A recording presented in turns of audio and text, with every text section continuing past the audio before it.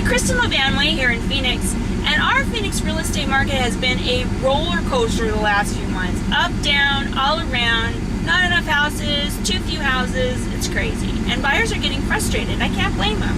So I'd like to offer up some tips for you if you're looking to buy a home in the form of 5 stages of home buying. If you follow these stages, it's going to prepare you for the home buying process and increase your chances for success.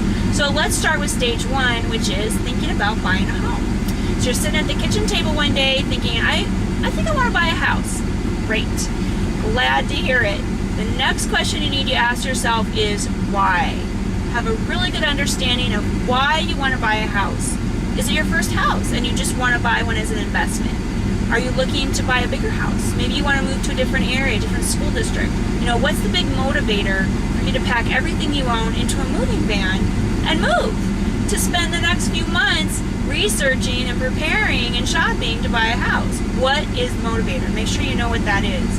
Next, make a list of your wants and needs for your new house. And really pay attention to what you need versus what you want.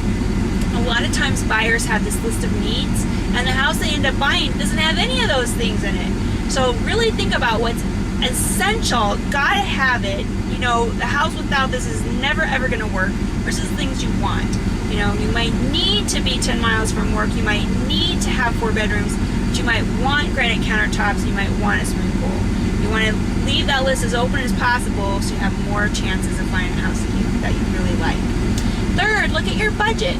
Make sure you know how much money you have to spend each month on your mortgage payment. Now, this is not the same as being pre-qualified by a lender. We'll get into that later. This is looking at your budget and what you're comfortable with spending. Make sure you know that number up front.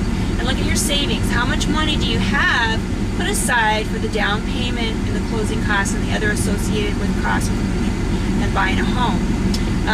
You're going to need some money to do that. There's really no zero down payment programs available, only some very rare cases. So plan on having at least 3.5% down, some extra money to cover the additional closing costs. We can wrap a lot of them into the contract, but you're going to need some cash reserves in addition. So when you have those 3 things, the why, the wants and needs, and a good understanding of your budget, you're ready to move on to stage 2, which is preparing to buy a home.